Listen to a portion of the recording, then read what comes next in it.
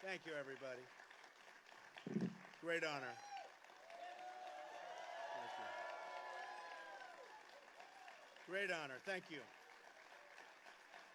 This is a wonderful day. Oh. Wow. On a Saturday morning yet. Isn't that nice? Thank you all. And we're going to have an incredible convention. It's really going well. We're going to have an incredible convention. And we're going to get things solved, and we're going to do lots of wonderful things for our country, most importantly. So I'm here today to introduce the man who will be my partner in this campaign and the White House to fix our rigged system. We are in a rigged system. And to make America safe again, and to make America great again.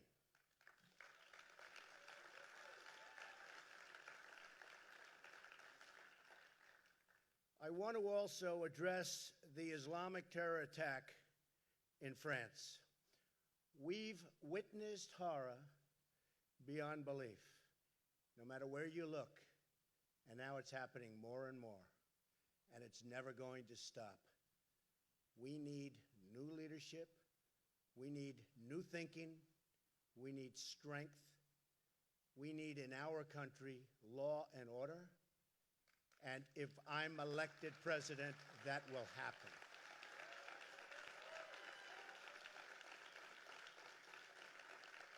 I want to express our unyielding support for the people of France, and we mourn their loss as a nation. And as far as Turkey is concerned, so many friends in Turkey, great people, amazing people. We wish them well. It looks like they're resolving the difficulty, but we wish them well. A lot of anguish last night, but hopefully it'll all work out. Now, as hopefully the next president of the United States, I want to refer back to what's happened over the years. The Middle East today is more unstable than ever before. Never been like this, out of control. After 4 years of Clinton, who really led the way, and led Obama down a horrible path, because I don't even think he could have made these decisions so badly. She led him right down a horrible path. He didn't know what he was doing. Iraq, Syria, all into chaos. And Iran is on a path to nuclear weapons. And on top of that, we gave them back $150 billion, and we didn't get our hostages until the end. Now we're seeing unrest in Turkey, a further demonstration of the failures of Obama-Clinton. You just have to look. Every single thing they touched has turned to horrible, horrible, death-defying problems. We also need to bring back, in this country, because we see what happened, our industry, our manufacturing, our jobs. They've been taken away like we're babies, taken away. And we're going to bring them back. I found the leader who will help us deliver a safe society and a prosperous, really prosperous society for all Americans. Indiana Governor Mike Pence was my first choice.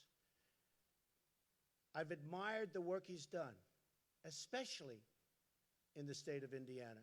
And I'm going to go over some of those accomplishments in just a minute. But I also admire the fact that he fights for the people, and he's going to fight for you. He is a solid, solid person.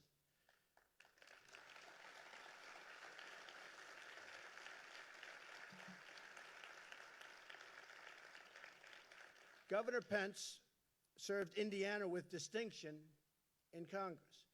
He rose to leadership and served as the chairman of the entire House Republican Conference. Number one.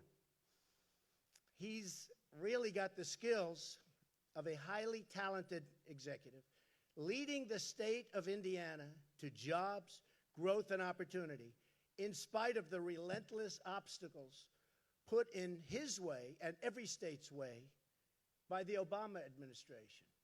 It's horrible out there. High taxes and regulations, and it's out of control.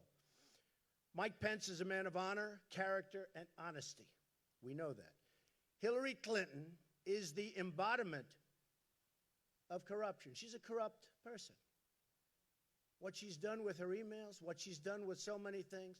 And I see the ads up all the time, the ads. She's totally bought and paid for by Wall Street, the special interests, the lobbyists, 100%. She's crooked Hillary.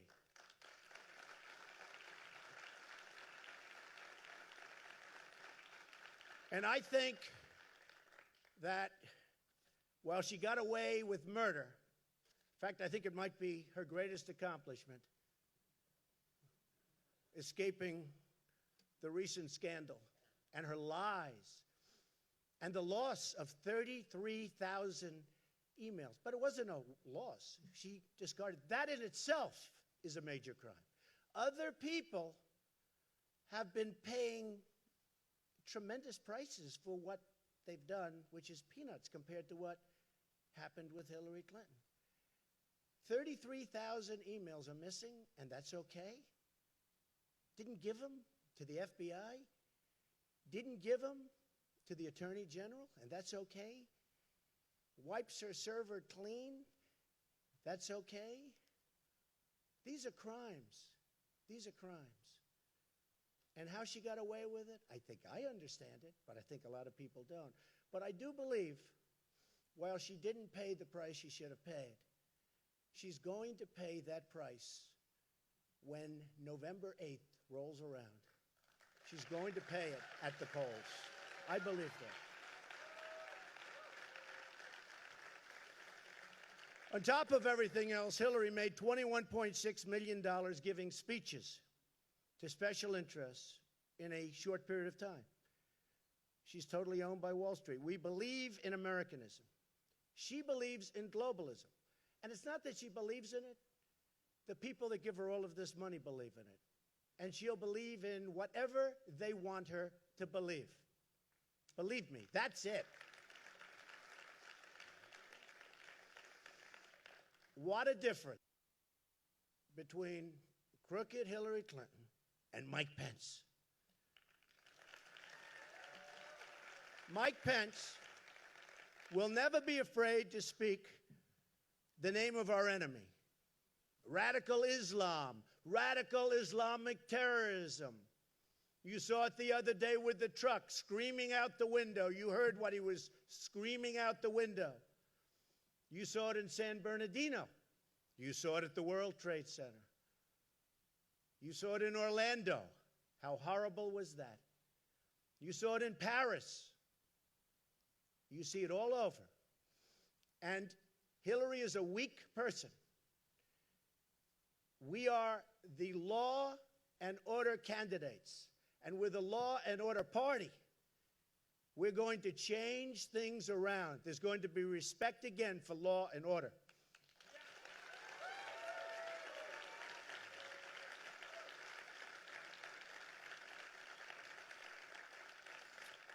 Hillary Clinton's foreign policy helped launch ISIS. You know, she's talking. I see the ads she puts on. If I make one statement, which is fine, she'll take that statement and put on a totally dishonest ad, because she's got a lot of money.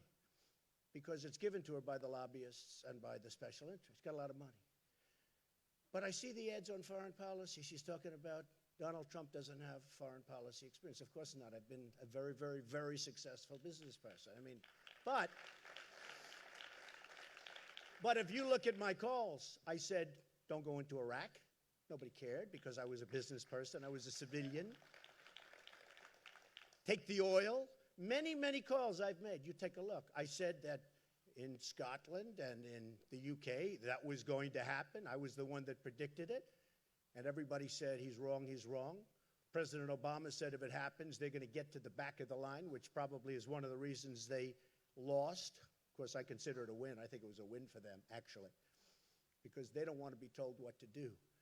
And they don't want to be told that when people pour into the country, they have to take them even if they're not qualified, even if they don't have paperwork, even if they have no idea where they come from. And I said that Brexit's going to happen. I said that they are going to break away. And everybody laughed at me. And the odds were 20%. And then when it happened, she took an ad saying, oh, Donald Trump said this or that. But I'm the one that said it was going to happen. And some of the more fair reporters, about 30% of them, said he was right. I appreciate that. 70% didn't, so that's okay. So Mike Pence will never be afraid to speak the name of our enemy. So important. Now, I think if you look at one of the big reasons that I chose Mike, and one of the reasons is party unity, I have to be honest. So many people have said party unity because I'm an outsider. I want to be an outsider. I think it's one of the reasons I won in landslides. I won in landslides. This wasn't close. This wasn't close.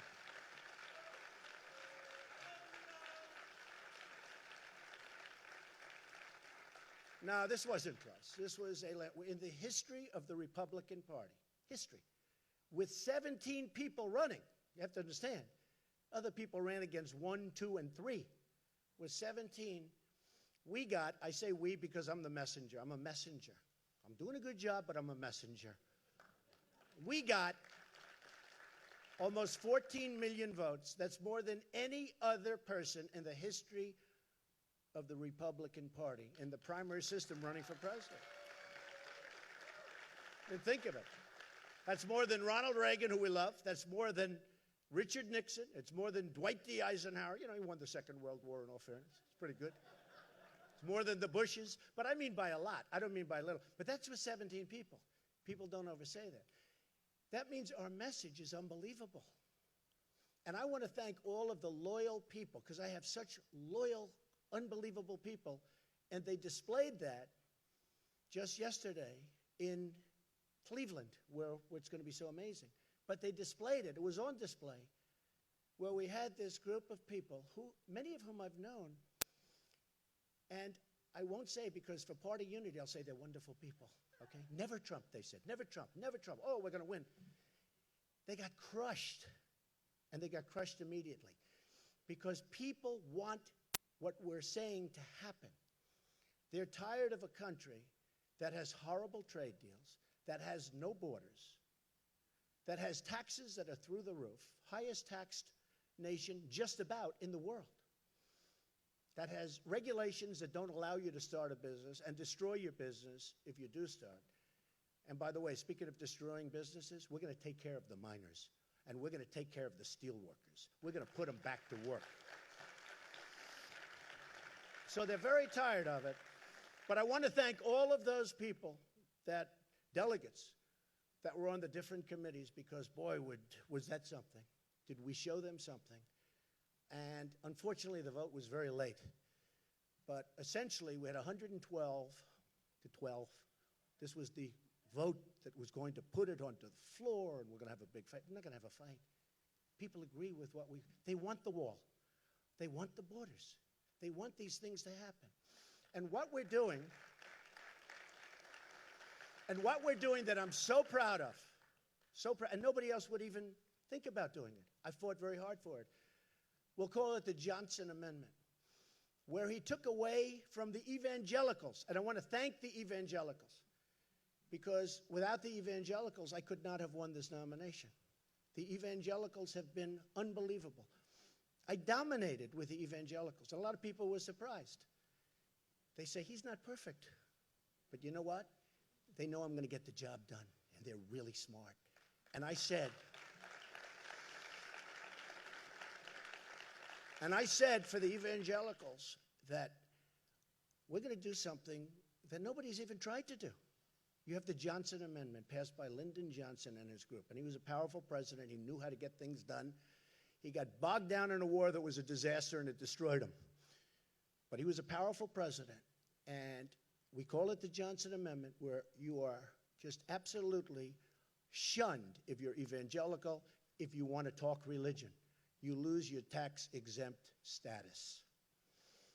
We put into the platform, we're going to get rid of that horrible Johnson Amendment.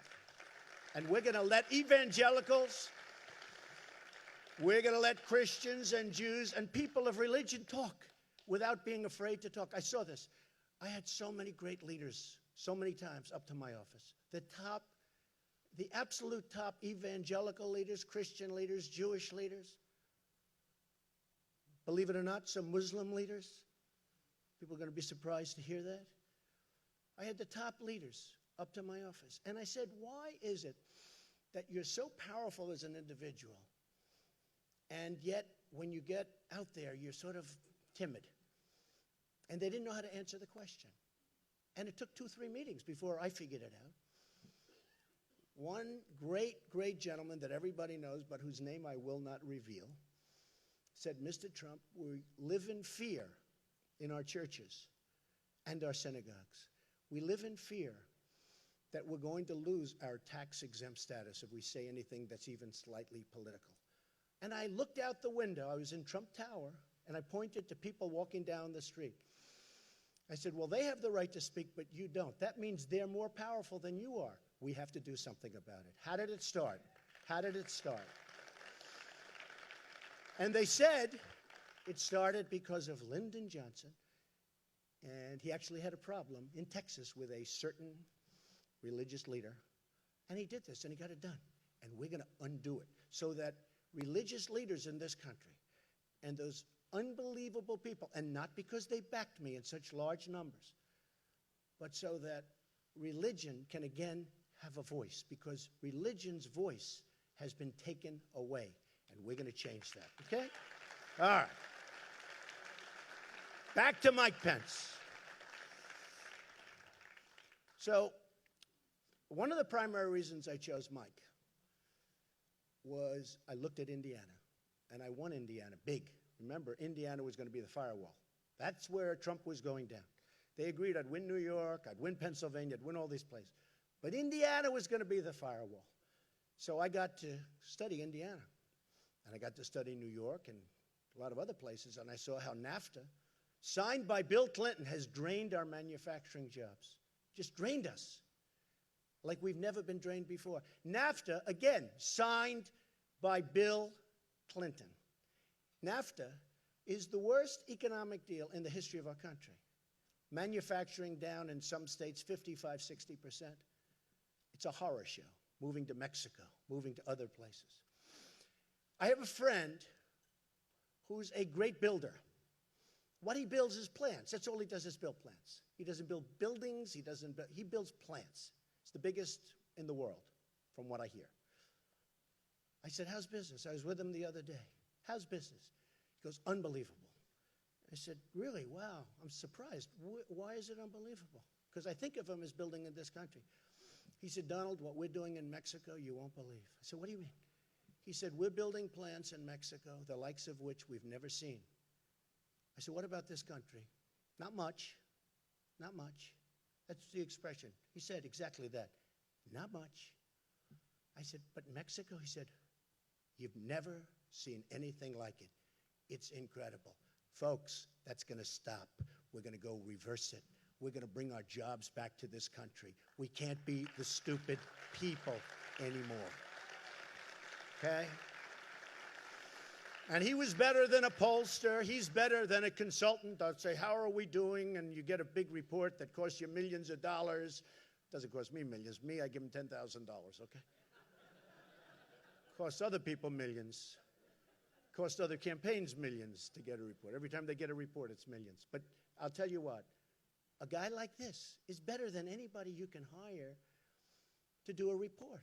And he said it. He didn't say it from the standpoint of he's upset about it. Just fact. How are we doing? Unbelievable in Mexico. In fact, he actually said, I've never, ever seen anything like it. And if you look, Ford is building massive plants there instead of Michigan. We want them to build them in Michigan. They're going to build them in Michigan. And you know that I know how to do that. So easy. So easy. But they're not going to do, and they're not going to take advantage of us without retribution. There are consequences when you fire thousands of people and move to another country and then think you're going to make your product and sell it in here. There are consequences. And those consequences are going to keep companies in our country. It's very simple. And everybody here knows what the consequences are. But I won't say that because I'm much more interested right now in Mike. Indiana's unemployment rate, and this is the primary reason I wanted Mike, other than he looks very good, other than he's got an incredible family, incredible wife and family, Karen is amazing. Incredible family. Highly respected. Expected to go for another 4 years. He would have won, I think, very easily in Indiana. Indiana, their unemployment rate has fallen when he was there, when he started, 8.4% when he was governor, when he took over, to less than 5% in May of 2016. Since January 2013, Indiana's labor force has increased by more than 186,000 jobs. You have to understand, I've gone around to all these states. I've gone to all of them. And every time I have statisticians, I say, give me the stats on the state. And it's always bad. Down, down, down. Down 40%, 50%, 60% in some cases. Here's somebody where it's gone up. Private sector job growth is up by more than 147,000 jobs since 2013. That's like very unusual. Governor Pence balanced the budget. Can you imagine a balanced budget? Our budget's so out of whack in this country, we don't know what we're doing. We're going to owe very soon $21 trillion. He balanced the budget. They don't know what that means. Governor Pence balanced the budget, produced a surplus, and maintains a $2 billion reserve fund in the state of Indiana. It's also rated AAA. Their bonds are rated AAA. Very few states have that. AAA. The best. That's as good as you can get, whether you're a company, a state. AAA. Indiana was recently recognized by Chief Executive Magazine as the #1 state in the Midwest for business. #1. And it's not even close. There are approximately 34,000 fewer Hoosiers on unemployment insurance now than they were when Mike Pence took office. So you have fewer Hoosiers, fewer people from Indiana. And besides that, Bobby Knight, my friend who really did help me. I mean, if you want to reference Bobby Knight in Indiana, we love Bobby Knight. But he agrees with everything I'm saying. He loves the governor. Indiana has the second lowest unemployment rate in the nation. For veterans, where nobody's fighting for the veterans like I'm fighting for the veterans. The veterans have been left behind. If you remember a few months ago, Hillary Clinton said, really, they're doing much better. The VA is much better. They're doing a much better job than people give it credit for. People are dying in line waiting for 5-6 days for doctors. People are dying, they can't even see a doctor. It's a scandal. Take a look at what's happening with the VA in Arizona. Take a look at what's happening with, just the Veterans Administration hospitals. It's a scandal. It's corrupt. It's incompetent. It's a scandal. And Hillary Clinton thought it was just fine. And boy, am I going to win big with the veterans. I mean, we know that for a fact. So it's now 2.4% for veterans. In 2013, when Mike Pence took office, the rate for veterans was 6.7. It was 31st in the nation, one of the bad ones. And now it's almost the best. Got them jobs. Got them jobs. Indianapolis is ranked second in top 10 metro areas for young college graduates. That's a great thing. They're going to stay there. That's a great thing. And Mike worked hard on that. He was telling me that was not easy. Under Governor Pence's leadership, Indiana enacted the largest K-12 education funding increase in the state's history. So you're balancing budgets, and yet you're giving more money to education. Isn't that a great thing?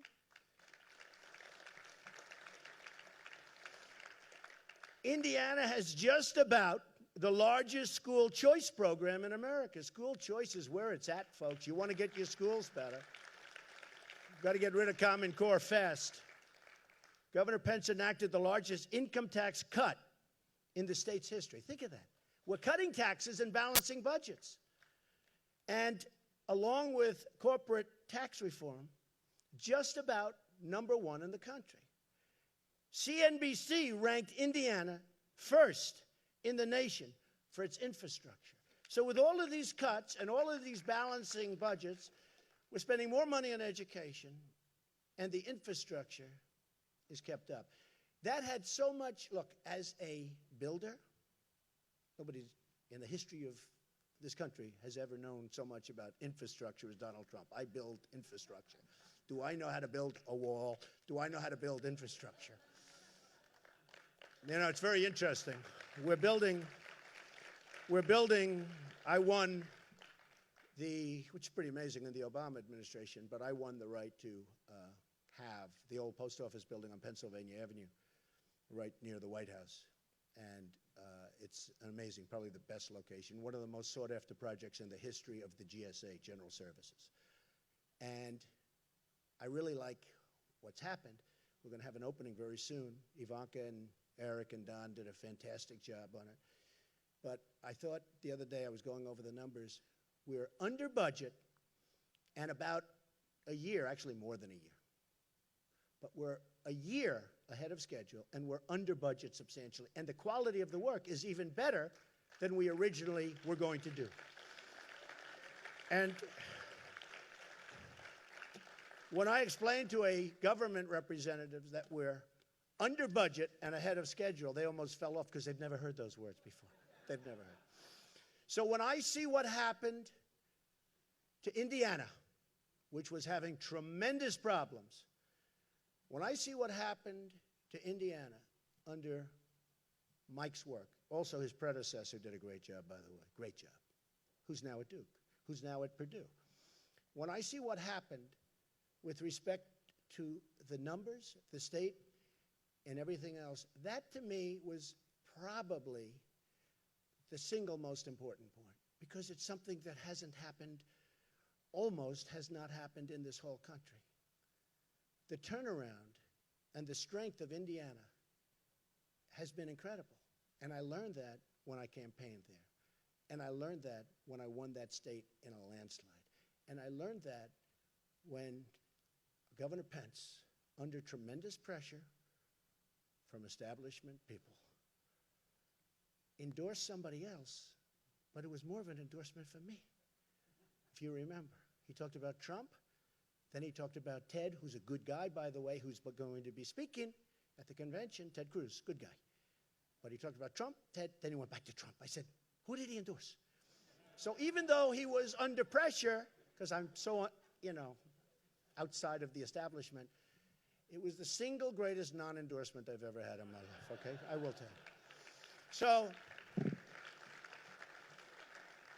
with that, I would like to introduce a man who I truly believe will be outstanding in every way and will be the next Vice President of the United States, Governor Mike Pence. Thank you. Thank you, everybody. Thank you.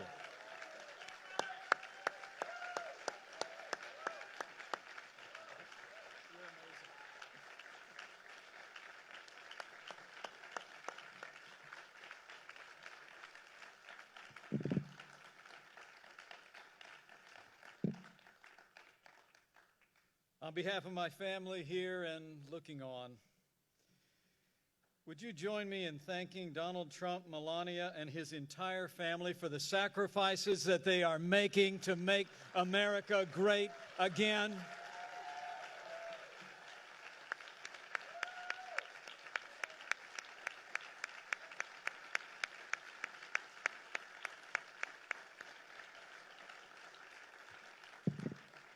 And I thank Donald Trump for the confidence you've placed in us.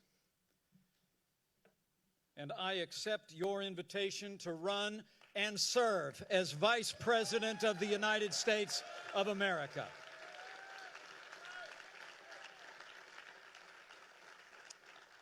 You know, I come to this moment deeply humbled, but with a grateful heart. Grateful to God for his amazing grace. Grateful to my wonderful wife, Karen, and our three incredible kids, Michael, Charlotte, and Audrey. And grateful to this builder, this fighter, this patriotic American who has set aside a legendary career in business to build a stronger America, Donald J. Trump. And let me say, having had the privilege to spend time with this man and his family out of the limelight, I know what all of America will soon know even better. These are good people. Donald Trump is a good man, and he will make a great president of the United States of America.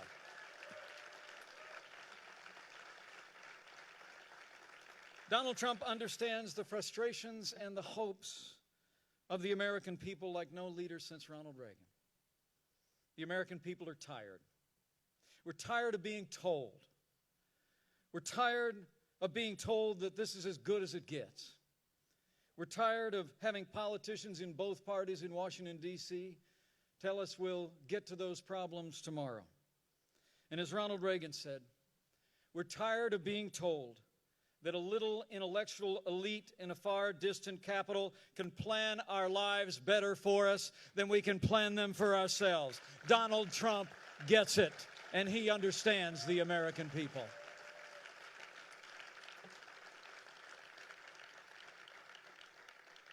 I truly am deeply humbled to be at his side today.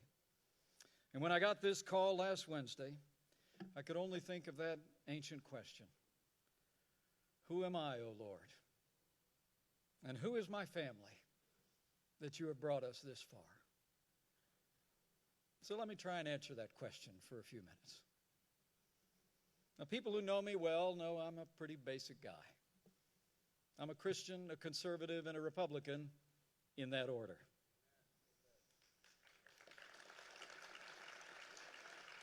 Now, while I currently have the privilege of serving the state that I love, I'm really just a small town boy who grew up in southern Indiana with a big family and a cornfield in the backyard. Like Donald Trump, my grandfather immigrated to this country. And in many ways, I grew up with a front row seat to the American dream. I watched my mom and dad build everything that matters: a family, a business, and a good name.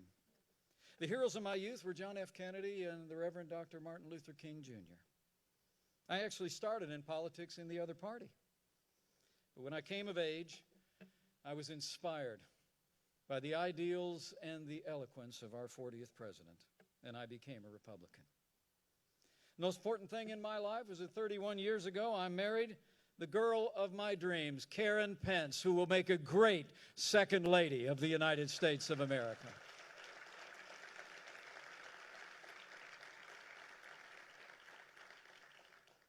And while this office is an extraordinary office to which to aspire, the highest role I will ever play is D.A.D.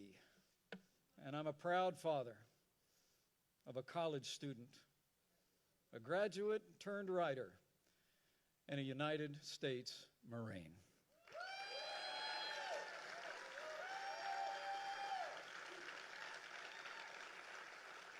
You know,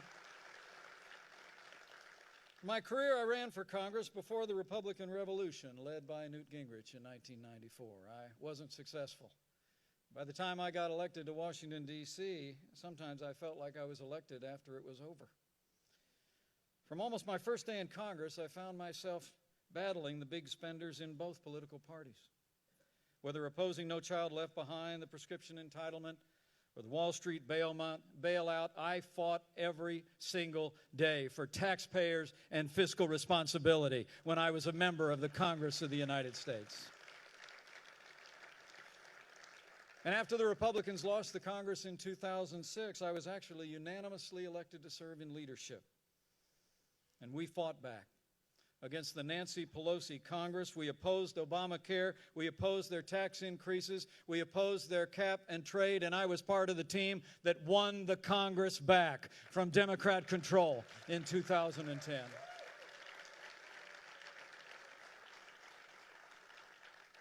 And all that happened before I went back home again to Indiana. But I want to say I answered this call for two reasons. First, because I know from firsthand experience that strong Republican leadership can bring about real change, just like we've seen in the Hoosier State. And secondly, because Hillary Clinton must never become President of the United States of America.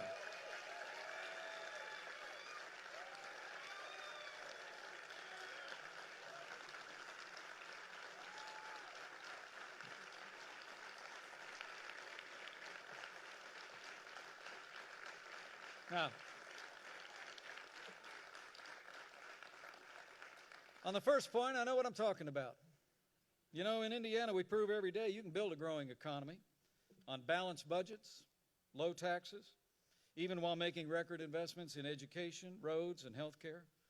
We like to say Indiana's a state that works, and it does. Indiana works because Republican principles work every time you put them into practice.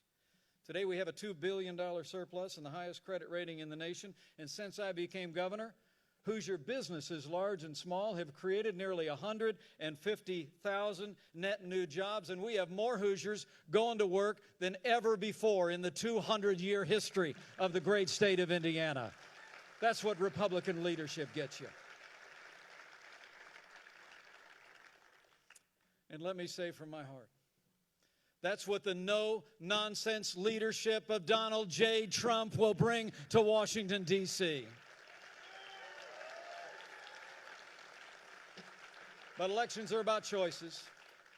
Elections are about choices. And I also joined this ticket because the choice could not be more clear. The stakes could not be higher. Americans can choose a leader who will fight to make America safe and prosperous again and bring real change, or we can elect someone who literally personifies the failed establishment in Washington, D.C. 7.5 years of Barack Obama and Hillary Clinton's policies have weakened America's place in the world and stifled our nation's economy.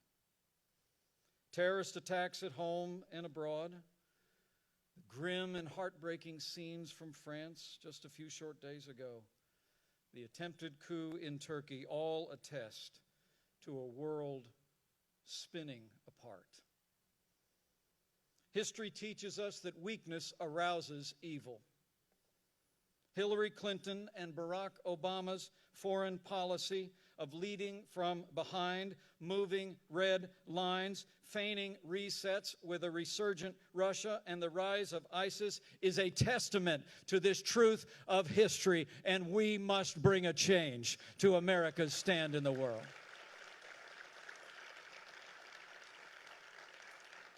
We cannot have 4 more years apologizing to our enemies and abandoning our friends. America needs to be strong for the world to be safe. On the world stage, Donald Trump will lead from strength. He will rebuild the arsenal of democracy, stand with our allies, and hunt down and destroy the enemies of our freedom. And at home, the choice is just as clear. Where Donald Trump wants to cut taxes, Hillary Clinton plans to raise taxes on working families, small businesses, and family farms. Where Donald Trump is committed to repeal Obamacare, lock, stock, and barrel, Hillary Clinton looks at Obamacare as a good start and wants to take Bernie Sanders' path down to single-payer socialized medicine. Where Donald Trump supports an all-of-the-above strategy and will end the war on coal, Hillary Clinton actually promised an energy plan that would close American coal mines and put coal miners out of work. Where Donald Trump wants to build a wall and temporarily suspend immigration from countries compromised by terrorism, Hillary Clinton plans to ignore the Supreme Court, reimpose executive amnesty, and would increase our refugee program by more than 500%. And where Donald Trump will appoint justices like the late Antonin Scalia, who will uphold our Constitution, Hillary Clinton will appoint Supreme Court justices who will legislate from the bench, abandon the sanctity of life, and rewrite our Second Amendment. To every American who shares our convictions, I say to you, join us.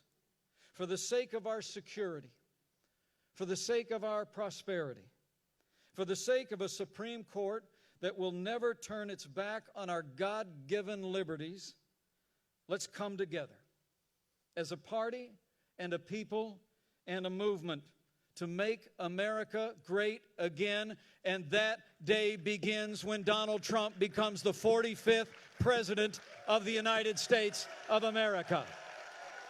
Thank you for the honor. Thank you for your support. And God bless the United States of America.